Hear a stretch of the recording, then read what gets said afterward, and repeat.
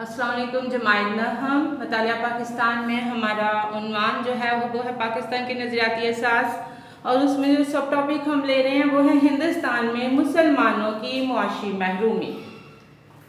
अंग्रेज़ों ने east India company 1600 ईस्वी में कायम की थी। आपको पहले भी पढ़ा होगा आपने कि अंग्रेज़ों ने जब आए थे हिंदुस्तान में आए तो तिजारत की गरज से थे, लेकिन आस्ता आस्ता कदम जमाने के लिए उन्होंने ईस्ट इंडिया कंपनी कायम की 1600 ईस्वी में।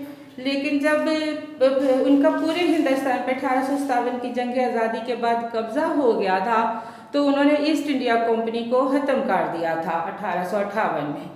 लेकिन उसके बाद उनका अगर देखा जाए तो 1858 के बाद उन्होंने हिंदुस्तान में एक नौ आबादियाती निज़ाम अपना कायम किया था, जिसमें अंग्रेज़ों ने ऐसी माशी पॉलिसियाँ बनाई थी जिसका ज़्यादा से ज़्यादा माली फ़ायदा खुद अंग्रेज़ों को होता था। नौआबादियाती निज़ाम का मकसद ही यही होता है कि किसी मुल्क पे जब आके हम कब्ज़ा करते हैं तो ऐसी पॉलिसियाँ, ऐसे रूल्स बनाते हैं जिसमें हुक्मरान तबके को तो ज़्यादा से ज़्यादा मफादात हासिल होते हैं, लेकिन आवाम जो होती है वो पिसके रह जाती है।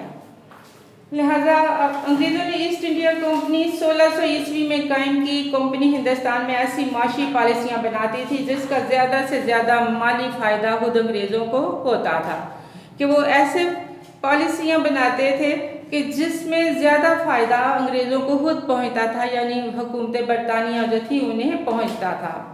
अंग्रेज़ों ने अपनी सन्नत व तिजारत के तहफ़्फ़ुज़ के लिए हिंदुस्तान के अवाम पर भारी टैक्स लगाए, जिससे मुसलमान भी मुतासर हुए।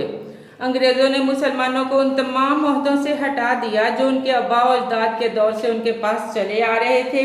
मुसलमानों को नए ओहदों से भी महरूम रखा गया।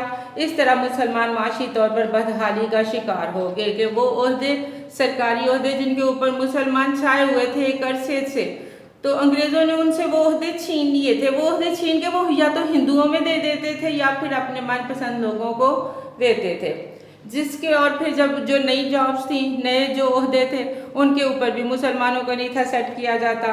लिहाजा इस तरह जब लोगों के पास नौकरियां नहीं होंगी, रोज़गार नहीं होंगे, तो वो माशी बदहाली का शिकार ही होंगे। अंग्रेज़ों ने हिंदुओं को मामूली ओहदों से तरक्की देकर आला ओहदों तक पहुँचा दिया, क्योंकि हिंदुओं ने ये बात उनके जहन में डाल दी हुई थी, बल्कि पुख्ता कर दी हुई थी कि जो जंगी आज़ादी लड़ी गई है उसमें ज़्यादा हिस्सा मुसलमानों का था, क्योंकि वो कहते थे कि हुकूमत मुसलमानों के हाथ में थी। उन्होंने अपनी हुकूमत को कायम रखने के लिए आपके साथ जंग लड़ी है और आइंदा भी वो ये जंग लड़ सकते हैं। लिहाजा ये बात उन्होंने इस तरह से जहन नशीन उनको करवा दी हुई थी कि वो किसी तौर पर भी अंग्रेज़ ये बर्दाश्त नहीं थे करते कि मुसलमान तरक्की कर सकें। अंग्रेज़ों ने हिंदुओं को मामूली ओहदों से तरक्की देकर आला ओहदों तक पहुँचा दिया। अंग्रेज़ों ने मुसलमानों की ज़मीनें छीन कर दूसरी अक़वाम को दे दी, मुसलमानों को सरकारी मुलाजमतों से निकाल दिया और उन पर आइंदा के लिए सरकारी मुलाजमत का हसूल मुश्किल बना दिया गया। अंग्रेज़ों के दौर में बंगाल में अमन अमान की खराबी के बायस मुनासिब ज़राअत ना होने से इजनास की किल्लत हो गई। इन इलाकों में मौजूद तमाम ज़रई और सन्नती ज़राए नापीद हो गए। बंगाल में रेशम और सूत के कारीगर और ताजर दूसरे शहरों की तरफ चले गए। तिजारती माल की नकलो हमल पर जगह जगह महसूल टैक्स देने से माल की कीमत बहुत ज़्यादा बढ़ गई, जो खरीदारों की कुव्वत खरीद से कहीं ज़्यादा थी। इससे तिजारत बहुत मुतासर हुई। इस तरह दूसरी अक़वाम के साथ साथ मुसलमानों को भी बहुत नुकसान उठाने पड़े। ईस्ट इंडिया कंपनी के नए टैक्सों के बायस किसानों पर महसूल की शरह बढ़ गई। इस तरह अंग्रेज़ों के हाथों मकामी ज़राअत को सख्त नुकसान पहुंचा और ख़ास तौर पर मुसलमान जो थे वो तो माशी महरूमी से, वो तो माशी तौर पर बहुत ही बदहाल हो गए थे। और सर सैयद अहमद खान ने एक जगह ये भी लिखा था कि कोई बला आसमान से ऐसी नहीं उतरी जिसने ज़मीन पर उतरने से पहले किसी मुसलमान का घर ना ढूंढा हो। तो यानी जब भी कोई आफत आती है मुसलमानों पे आती है, किसी और पर नहीं आती। तो प्यारे बच्चों, ये था हमारा आज का लेक्चर।